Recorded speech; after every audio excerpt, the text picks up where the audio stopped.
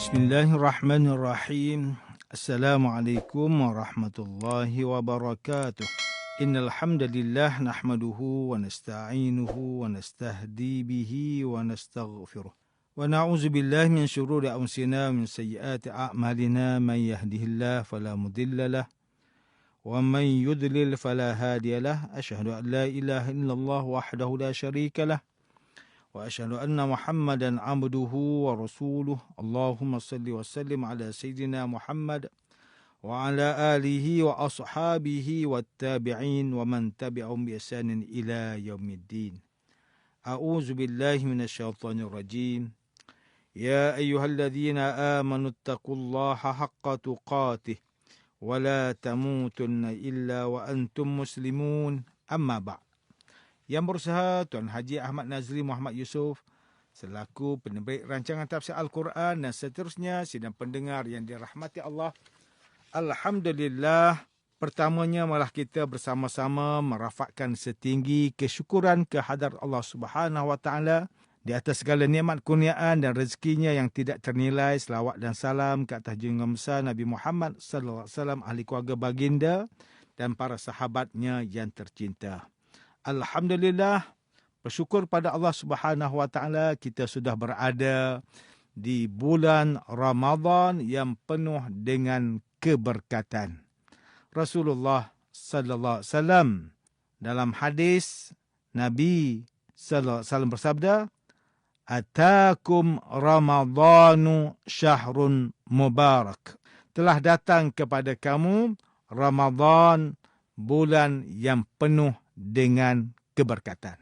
Maka bila mana Ramadan, kita sudah berada di bulan Ramadan, kita gunakanlah semaksimumnya untuk kita beribadah di dalam bulan Ramadan, kerana Ramadan pertamanya siam, Ramadan adalah qiyam, dan Ramadan adalah Quran. Mudah-mudahan rezeki yang Allah Ta'ala berikan kepada kita untuk bersama dengan Ramadan ini, kita menjadi hamba-Nya yang bertakwa kepadanya. Tuan-tuan, puan-puan, para pendengar yang dimuliakan, bersama saya Profesor Dr. Muhammad Najib bin Abdul Kadir, Pusat Kajian Al-Quran dan Sunnah, Fakulti Pengajian Islam, Universiti Kebangsaan Malaysia. Pada hari ini kita akan menyambung kembali rancangan tafsir Al-Quran bagi siri ke-18. InsyaAllah pada kali ini kita akan membincangkan mengenai pentafsiran ayat ke-28 surah Hud. A'udzu billahi minasyaitonir rajim. Bismillahirrahmanirrahim. Qala ya qaumi ara'aytum in kuntu ala bayyinatin min rabbi wa atani رحمة من عنده فأميت عليكم أنلزمكموها وأنتم لها كارهون. Nabi Nuh berkata, wahai kaumku, jika keadaanku berdasarkan bukti yang nyata dari Tuhanku, serta ia mengurniakan pangkat Nabi kepadaku dari sisinya, kemudian bukti yang nyata itu menjadi kabur pada pandangan kamu, disebabkan keingkaran kamu yang telah sebati, maka adakah kamu nampak ada gunanya kami memaksa kamu menerima bukti itu, sedang kamu tidak suka kepadanya? Sidang pendengar yang dirahmati Allah, Profesor Dr. Muhammad Quraisy Shihab melalui kitabnya Tafsir Al-Misbah menyatakan bahawa pemimpin kaum Nabi Nuh AS telah mengemukakan alasan dan sebab mereka mengingkari dan menolak kerasulan baginda pada ayat sebelum ini. Namun begitu, alasan ini telah disangkal oleh baginda, dan dengan lemah lembut baginda berkata, ya kaum, yang bermaksud wahai kaumku, jelaskanlah padaku bagaimana sikap kamu seandainya aku berada di atas bukti yang nyata daripada Tuhanku, yakni ada mukjizat yang dianugerahkan Allah Subhanahu Taala kepadaku sebagai bukti kerasulanku untuk membuktikan aku. Walaupun aku adalah manusia seperti kalian, aku juga merupakan utusan Allah untuk membimbing kalian. Dan Allah mengurniakan aku rahmat dalam bentuk ilmu, panduan dan pelbagai kebolehan, serta keupayaan yang mana bukan daripada kemampuanku tetapi bersumberkan terus dari sisinya, supaya aku mampu melaksanakan tugas sebagai seorang Rasul. Ini juga merupakan bukti betapa kasihnya Allah Subhanahu Wa Taala kepadaku dan kepada kamu semua.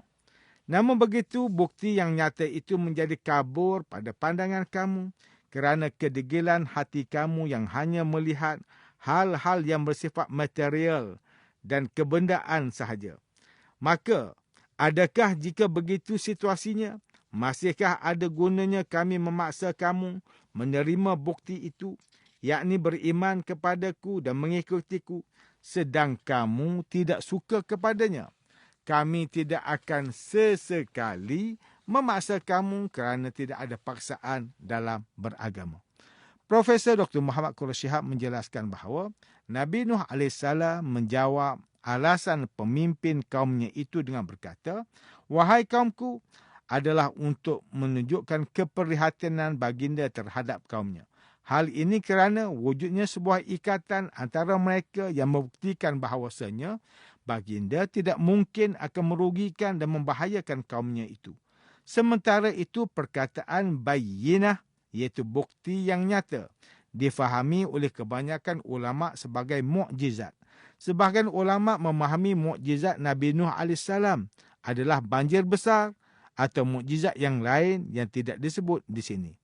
Profesor Dr. Muhammad Quraish Shihab turut menukilkan pendapat Syekh Tahir Ibn Ashur yang memahami bahawa jawapan Nabi Nuh AS yang menyangkal alasan pemimpin kaumnya itu, "Jika aku berada di atas bukti yang nyata daripada Tuhanku," merupakan jawapan terbaik daripada baginda AS di atas sikap mereka, yakni kaum Nabi Nuh AS yang memperlekehkan risalah baginda.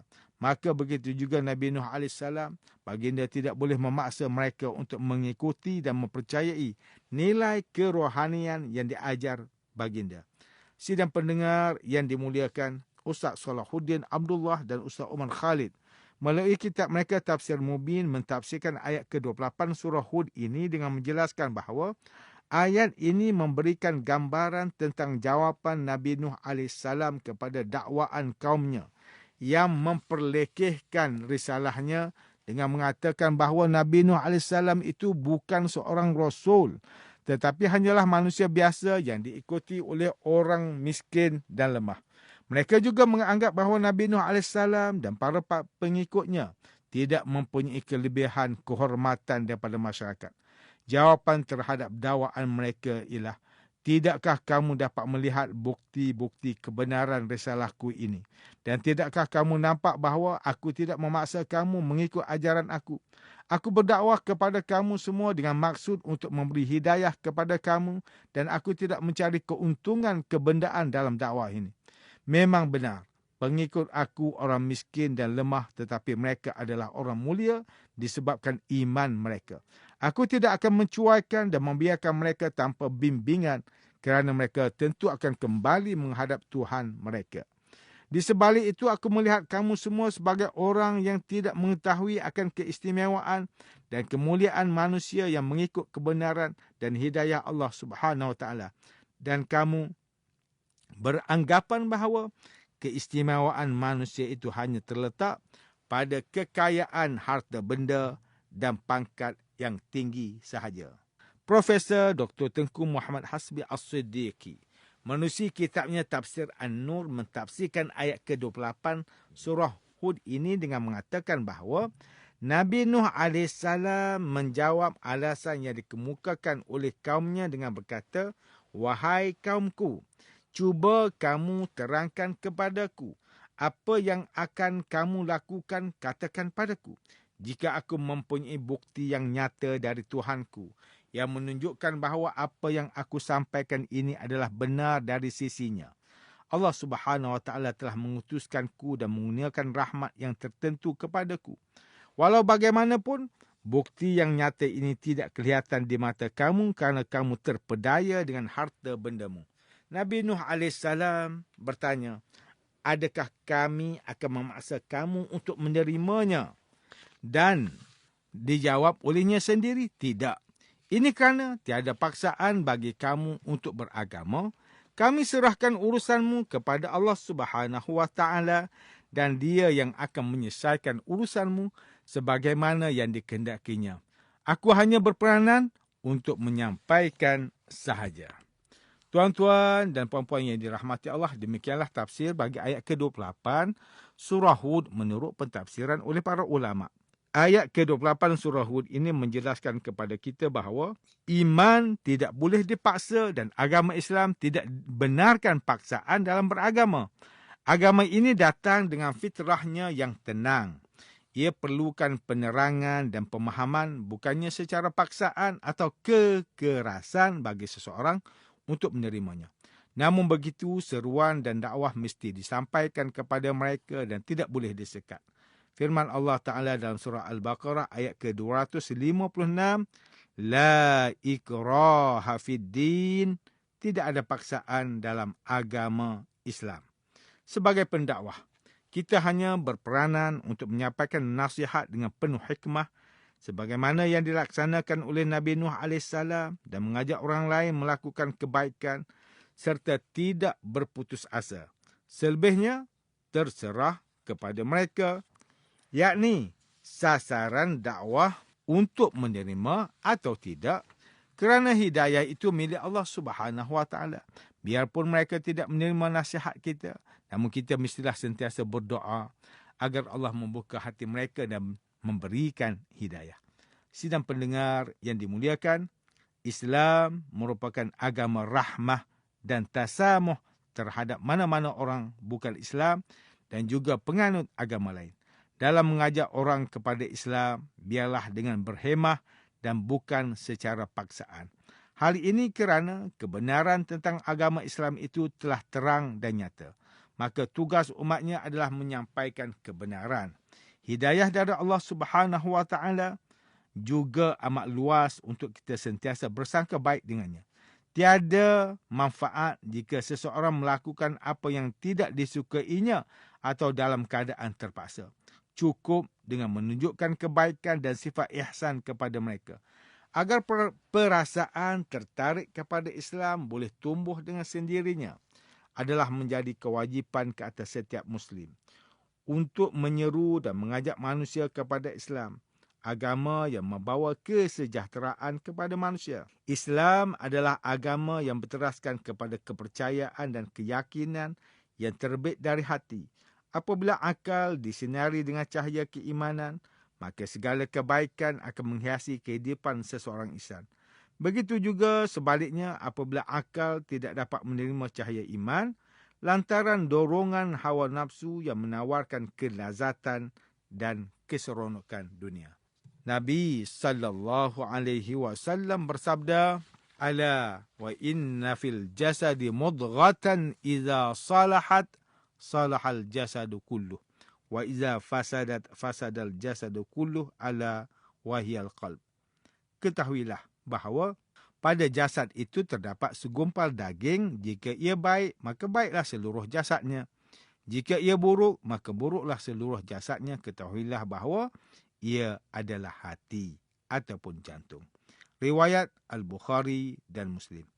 Apabila fitrah seseorang itu suci, fikirannya dapat berfikir dengan baik pada dalil kebesaran Allah Subhanahu wa Ta'ala, maka hidayah pastilah ditemuinya dan keyakinan serta kepercayaannya menebal kepada Allah Subhanahu wa Ta'ala pada tahap yang tinggi.